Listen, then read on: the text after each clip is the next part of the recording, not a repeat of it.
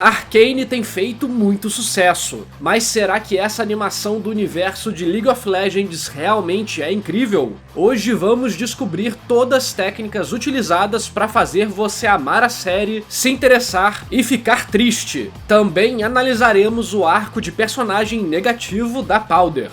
Eu sou o narrador e bora falar desses 3 primeiros episódios de Arcane. Ei, me diz aí, você cuida bem do seu computador? Muitas vezes entramos em sites perigosos ou baixamos coisas que nem imaginamos que podem estar infectadas com vírus. Talvez esse seja até um dos motivos do seu LOLzinho ser travadão. Mas não se preocupe que a Kaspersky patrocinou esse vídeo e trouxe uma oferta incrível para você.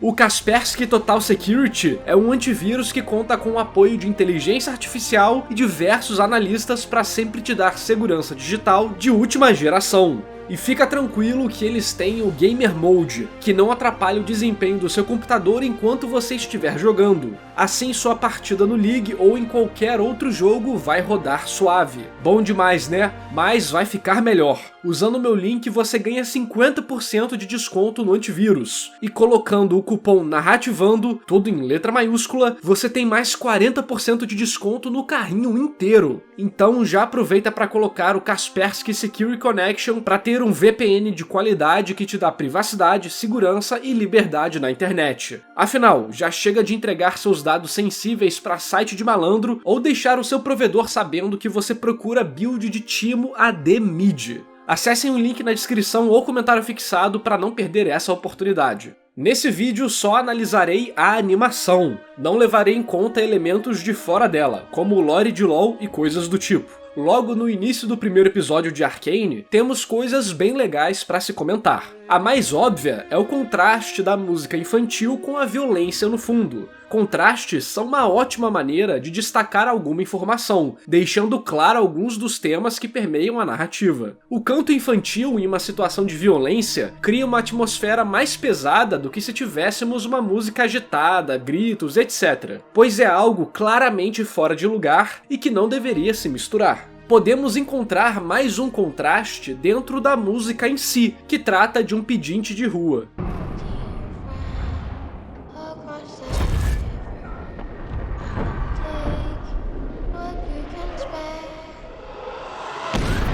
Isso já nos dá muita informação, transmitida de maneira bem artística. Quem canta é a Powder, o que nos orienta a achar que ela e a irmã são pobres, e que há uma dinâmica de poder cruel nessa cidade. Os rabiscos nas telas também têm a função de deixar tudo mais macabro. O olho mais atento perceberá que a única pessoa que mexe com desenhos é a Powder. Logo, a perspectiva dessa situação é através dela, mostrando que a personagem encarou os Enforcers como monstros. Esses rabiscos na visão também serão importantes no futuro, porém esse elemento não foi apresentado nesses 3 primeiros episódios, então não cabe nesse vídeo. Todo esse monte de informações é transmitido em 1 minuto e alguns segundos. E não para por aí, temos uma característica incrível de Arcane, que é a linguagem corporal e facial dos personagens, que auxiliam diretamente na transmissão de informação, evitando diálogo desnecessário. Ao ver um homem batendo no outro, Violet coloca a irmã atrás de si, demonstrando que não sabe se ele é um aliado ou inimigo, consequentemente aumentando a tensão do espectador nesse momento. Como a série está no início, tudo é possível. A situação já é perigosa, elas estão indefesas ali e não temos a mínima ideia do que rolará no futuro. Todas as possibilidades estão abertas. Quando o homem se aproxima, vemos tristeza em seu rosto. Isso, junto dele não estar vestido como um policial, já nos alivia. Aqui vemos a importância técnica de ter apresentado o visual dos antagonistas na cena de antes. Para confirmar a nossa sensação, o corpo das meninas se alivia. Estou destacando isso aqui, pois é uma característica presente em todos esses 3 episódios, e vai se repetir várias vezes.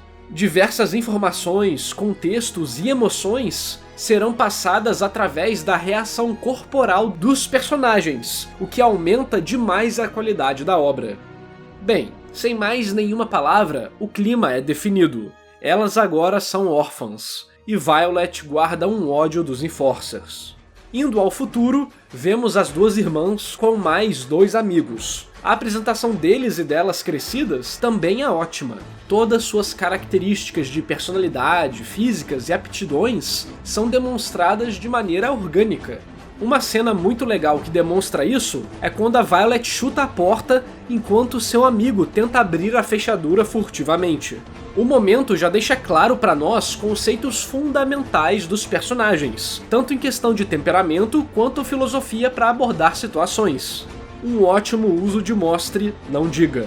Em nenhum momento nos é dito que fulano é cabeça quente, habilidoso ou coisa do tipo. Tudo é colocado na trama e apresentado de maneira orgânica. Daqui pra frente já fica registrado que todos os nomes, características, contextos e informações necessárias para entendermos algo são apresentadas da melhor maneira possível, sem nem parecer que foi uma história criada por alguém, e sim algo que realmente aconteceu. Por exemplo, a apresentação do Vander. Descobrimos seu nome de maneira irada, logo após vermos, junto dos bandidos, a sua influência no submundo. Ninguém nos falou que ele era influente. Nós vimos com nossos próprios olhos uma cena que exalta essa característica dele de maneira estilosa. É legal que o público do bar é usado aqui porque isso será importante pro drama do personagem no futuro, visto que ele não consegue manter a lealdade de todos. Um toque bem interessante. Voltando ao roubo das crianças, outra preparação legal que temos é da personalidade da Powder e seu problema em ser o peso do grupo. Isso começa com algo leve, tipo ela tendo medo de pular do telhado e quase caindo na rua, e vai escalando cada vez mais conforme a história se desenvolve. A explosão do laboratório também coloca mais um vacilo na conta dela, e teremos outro quando ela se livra dos itens roubados, o que gera cada vez mais frustração nos membros do grupo.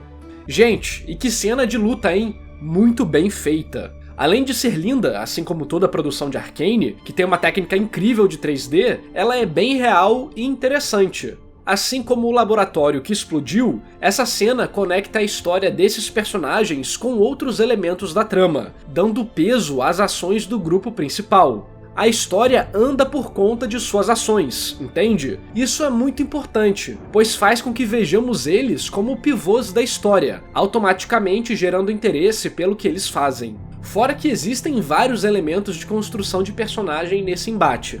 Continuando. Os nervos começam a subir. Temos um conflito entre o grupo principal sobre a Powder sempre fazer merda. Violet acaba intensificando seus sentimentos sobre lutar ao invés de fugir e tudo mais. Antes disso, também temos a bomba de pregos que não funciona, o que adiciona mais um elemento recorrente em Arcane, que terá uma recompensa no futuro e está diretamente conectado ao arco de personagem da Powder, que pra mim é o destaque desses 3 episódios. Logo logo falaremos dele. Ah, e eu nem preciso falar do world building incrível, né? Novamente, sem nenhuma palavra ou cena desnecessária, tudo o que precisamos saber é devidamente apresentado dentro de um contexto natural, seja visualmente ou na conversa entre 2 personagens. Esse nível de minúcia em diálogos é difícil de se alcançar. Balancear trama, trajetória do personagem, informações para os espectadores e deixar tudo interessante não é uma tarefa trivial. Isso tudo ganha mais mérito ainda quando a obra trabalha com diversas subtramas que vão se conectando cada vez mais conforme a história anda, que é exatamente o caso de Arcane. A apresentação do antagonista talvez tenha sido o momento mais deslocado da história, mas ela carrega uma importância dentro da dinâmica do primeiro episódio. A função principal desse momento é aumentar seu interesse para a continuação. A cena anterior tem as irmãs conversando em um clima fofinho, mas não gera ansiedade ou engajamento para o próximo episódio. Existe um conceito chamado de curva de tensão, e é importante administrar ela para manter seu público interessado. Caso ela fique muito baixa por muito tempo, as pessoas perdem o interesse. Caso fique alta por muito tempo, as pessoas se cansam. Por isso, é melhor que ela seja como uma montanha russa.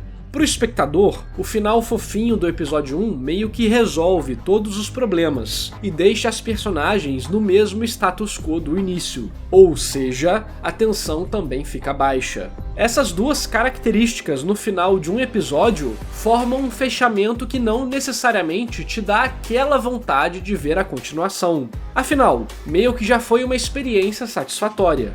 Mas é aí que entra o Silco. Sua apresentação envolve um novo gancho para a história, além da introdução de vários elementos que ameaçam a paz na vida das irmãs. A função primária desse momento é essa, e a secundária é evitar que a cena da briga na rua tenha sido apenas um evento isolado e sem maior importância. Tecnicamente, é possível dizer que o final poderia ter sido melhor trabalhado para gerar um impacto maior, só que o mundo real é diferente da teoria.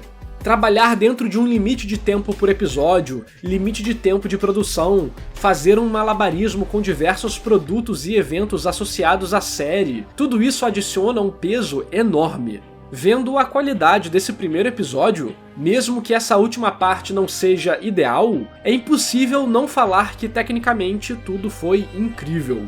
A direção do arco de personagem das duas irmãs é estabelecido, o mundo é apresentado e a trama principal é iniciada. Mais incrível que esse episódio é só você dando like no vídeo e se inscrevendo no canal. Toda semana solto análises técnicas de animes e mangás que você só encontra aqui. Sempre vou fundo na escrita da história, falando de todas as técnicas narrativas utilizadas para fazer você amar suas obras preferidas. Indo pro segundo episódio, talvez tenhamos o elo mais fraco de todos os três, que é o flashback do Jace. Entendo que foi um sonho, mas a maneira que os elementos foram apresentados é muito impessoal pro espectador. Até existe uma tentativa de gerar empatia, com a mãe dele quase morrendo, mas não funciona por não ter nenhum vínculo emocional conosco. Não temos nem tempo de nos preocuparmos. Já fiz um vídeo indo a fundo nessas técnicas, link no card e na descrição.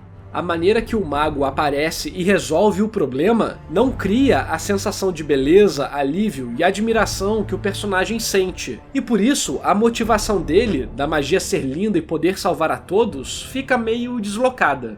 Novamente, como não temos engajamento emocional, a cena tem dificuldade de se conectar. Você pode dizer que talvez isso seja um idealismo bobo do personagem, mas eu não tô falando sobre isso, e sim sobre a técnica utilizada para representar essas coisas. Talvez fosse melhor deixar essa explicação para depois, para ficarmos confusos/interessados com o porquê desse homem estar tão determinado a isso, do mesmo jeito que o Heimendinger ficou. Daí pra frente, o episódio 2 se foca em entrelaçar diversos pontos da história. A explosão no apartamento do Jace faz com que ele seja julgado por ter material perigoso, e a polícia vai atrás dos ladrões para tranquilizar o conselho e a sociedade. Isso acaba nos mostrando Vander perdendo influência, Jace falando besteira no julgamento, conhecemos mais dos conselheiros e dos problemas desse mundo, Victor se interessa na pesquisa, Silco suborna um policial, coisa que será importante na trama, vemos pessoas injetando a substância roxa, temos aquela cena de tensão bem legal das crianças se escondendo e a Powder quase ferrando tudo novamente. Em todos os episódios, temos várias pitadas dela vacilando, alguém jogando verdades na cara dela ou implicando, quase como uma bomba relógio para algo de errado acontecer. Essa cena reflete isso, visto que tudo está bem previsível, ela cair e revelar eles é altamente possível, o que nos faz ficar apreensivos com a situação. O episódio 2 é puramente de preparação e faz um trabalho incrível, entregando diversas coisas que a audiência já tem interesse e desenvolvendo o drama das personagens principais antes do ápice. Uma ação recorrente nessa série é tomar decisões erradas, pelo menos da perspectiva da audiência, mas que faz sentido para os personagens. Esconder os cristais, Jace falar besteira, Violet se entregar, o policial se corromper. E bem, o que mais atrai o público é ver personagens sofrendo, pois tanto o processo de superar o sofrimento quanto o perder para ele trazem reflexões instintivamente importantes para nós, por mais que seja apenas uma ficção. E essas decisões erradas vão criar uma bola de neve de mais decisões erradas, e tudo isso resultará em uma explosão de desgraça no episódio 3, literalmente. E o episódio 3 tem como estrela a Powder. Ela é a que mais deixa claro o seu arco de personagem, como descrito pela K.M. Wayland no Creating Character Arcs. Após Violet ver o perigo que os aguarda e sentir o peso das consequências de suas ações, ela decide ir pro tudo ou nada. Mas não leva sua irmã, pela primeira vez materializando verbalmente o medo da Powder de não estar preparada e ser considerada um peso. Assim, eles a deixam em casa, e logo a personagem tem um ataque de nervos, já mostrando traços de sua instabilidade psicológica. Ver violência extrema quando menor e crescer sem uma estrutura decente a deixou abalada. Sentir-se um peso sempre, sem oferecer nada em troca, a fazia se forçar em situações que de fato talvez não estivesse apta. Essa era a mentira narrativa que Powder acreditava, que seu valor era medido unicamente pela utilidade ao grupo, ou de maneira mais abstrata, que ela traria azar. Por sentir sempre que era a culpada por algo, ela tentava fazer mais e mais para mostrar sua importância, e isso fatalmente resultou em seu arco de personagem negativo. Enquanto tudo isso acontece, a trama do Jace e do Victor vai sendo desenvolvida, mas o foco do episódio é em Zaun, então falaremos só disso agora. Mas e aí, o que é um arco de personagem negativo? Um arco de personagem sempre envolve uma verdade interior que ele precisa descobrir para superar uma mentira que ele acredita ativamente. Em um arco positivo, o personagem tem sucesso nisso, já em um arco negativo, não. Especificamente, aqui temos um arco de personagem negativo do tipo queda, bem clássico de tragédias, e que a K.M. Wayland já nos diz no livro que acabará em insanidade, opressão imoral ou morte. Acho que já deu pra perceber que tá certinho, não é? Já fiz um vídeo indo a fundo no tema e na variante de corrupção que acontece com Thorfinn de Vinland Saga, link no card e na descrição. Em um arco negativo, muitas vezes a mentira está relacionada a algo que o personagem já possui, mas não dá valor.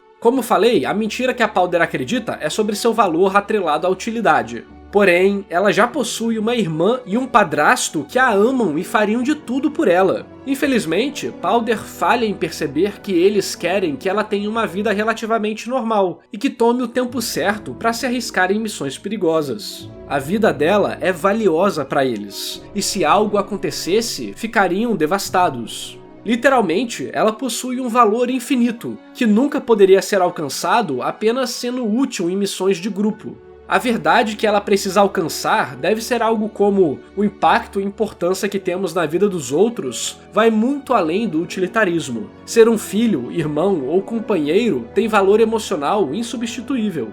Resumindo de maneira mais abstrata, cada um tem seu tempo, e forçar as coisas pode gerar problemas maiores ainda. O mundo normal, ou seja, o local que a história começa e reflete a mentira, em um arco de queda já está totalmente entrelaçado com a vida do personagem, com ele muitas vezes nem ligando ou estando desconfortável, mas também não estando totalmente satisfeito. O mundo normal, nesse caso, é um símbolo da mentira de que ele não pode e nem vai escapar. Para Powder, Zaun é um local confortável, e sua dinâmica social, apesar de ser chata às vezes, é algo normal para ela. Quase estragar tudo nas missões, receber bronca, ser protegida pela família. Zaun é uma cidade problemática, suja e violenta, mas também é a casa dela. E vendo o fim do terceiro episódio, permanecerá sendo a prisão mental dela, refletindo todas essas características em sua personalidade instável.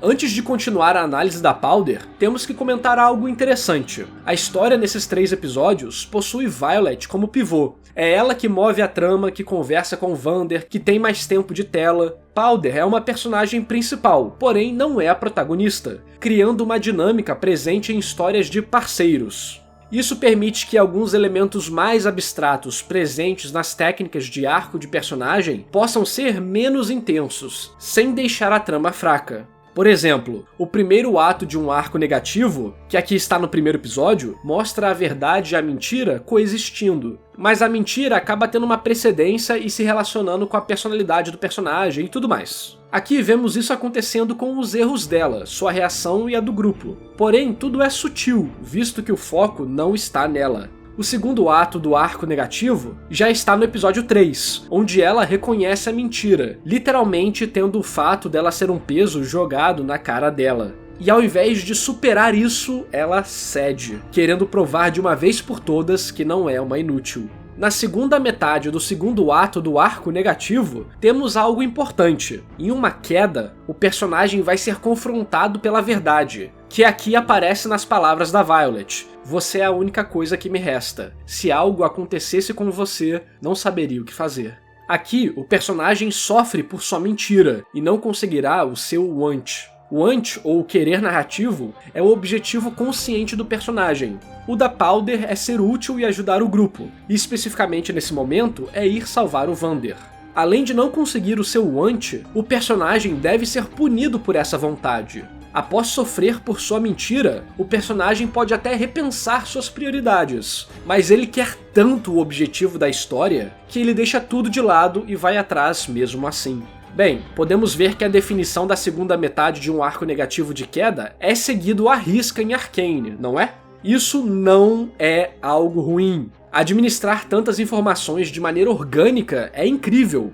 Bem, tudo isso acontece devido à revelação que a Powder tem com os cristais, que avança ela em sua queda e a bota em um caminho sem volta. Se o primeiro ato nos apresenta a verdade e a mentira, e o segundo ato mostra a mentira vencendo, o terceiro ato é sobre falhar. O fim de um arco negativo é sobre destruir a si mesmo e também os outros, provavelmente. E é exatamente o que vemos no final do terceiro episódio. Neste momento, o personagem fica impotente ao observar o horror da situação. A maneira que ele perseguiu a mentira o botou em uma situação de completo desespero. Agora que as consequências são graves demais, a única opção para o personagem é se render à mentira e se afundar mais e mais nela, para tentar se convencer de que escolheu o caminho certo.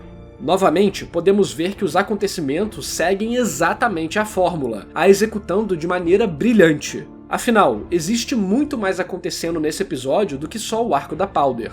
Enquanto ela se aproxima para tentar ajudar, o grupo principal está lidando com a situação do Vander. A tensão vai aumentando cada vez mais, visto que os desafios para sair dali ficam mais e mais complicados. Porém, mesmo encurralados, o grupo consegue se organizar para sair dali, enchendo o espectador de esperança. E bem, tudo realmente teria dado certo, se a Powder não tivesse se intrometido.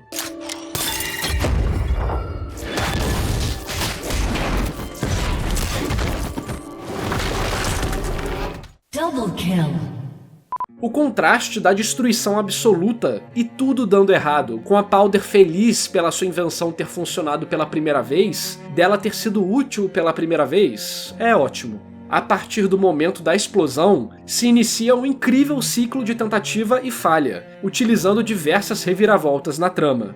Essa ação trágica acaba dando origem a diversos momentos importantes e visualmente legais, que incrementam mais ainda as consequências e o peso emocional da situação. Seus amigos morrem, nenhum vilão importante morre, Vander estrangula seu irmão novamente e é esfaqueado, fazendo um paralelo bem legal com a situação apresentada no início do episódio e que foi desenvolvida gradativamente. Vander toma o soro roxo para salvar a Violet, Powder descobre as consequências de seus atos, Violet fala pra Powder o que ela mais tinha medo de ouvir, Silco leva Powder com ele, refletindo o próprio drama dele com o Vander, Violet é levada pelo guarda que foi subornado e que viu a explosão de longe.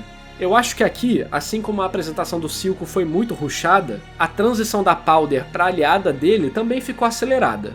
Dava pra ter tido um desenvolvimento melhor, algumas frases, ele seduzindo ela. Ela simplesmente trocar de time, entre aspas assim, ficou muito rápido, e seria um trabalho tenso decidir o que cortar pra expandir essa cena. Esses 3 episódios foram incríveis e estabeleceram muito bem a base para continuações. E é legal que tudo isso que aconteceu no final é a finalização do arco negativo da Powder criança, mas também é seu Ghost quando adulta, ou seja, um momento de sua vida que a faz acreditar em uma mentira. No caso, uma nova mentira de um novo arco de sua vida adulta. É raro vermos um personagem ter 2 arcos narrativos em tão pouco tempo, visto que precisamos sentir que ele faz sentido na vida da personagem e que é bem encaixado narrativamente na obra. Mas aqui, ambos elementos são executados com sucesso. Sinceramente, Arcane é um novo passo para Riot Games, Netflix e para todo mundo das animações em geral. A tecnologia aplicada nesses episódios foi impecável e a história que ela conta foi impactante. Talvez esse seja um gostinho do que possa se tornar um novo estilo de animação mainstream em um futuro distante, e eu tô doido pra ver. E aí, o que vocês acharam de Arcane? Foi sua primeira experiência com o universo de League of Legends ou já manjava? Me diz aí nos comentários. Quer que eu traga análise dos outros episódios? Então curte o vídeo e se inscreve no canal. E por favor, compartilhe esse vídeo para mostrar pra galera o quão bem feito essa série foi. Se quiser apoiar meu trabalho financeiramente, a partir de R$5 você consegue, e ganha vários benefícios através do clube de membros ou do PicPay Assinaturas. Link na descrição e QR Code na tela. E esse vídeo só foi possível graças à lenda do canal, Overhaul Engenharia de Manutenção, aos heróis André Luiz Melo, Cindy Avelino, Jack Bros, Jutaí Oliveira de Jesus, Leonardo de Brito Correia, Pedro Henrique Matos Souza de Santana, Virgílio Missão e todos que apoiam o meu trabalho. Obrigado por assistir e até o próximo vídeo.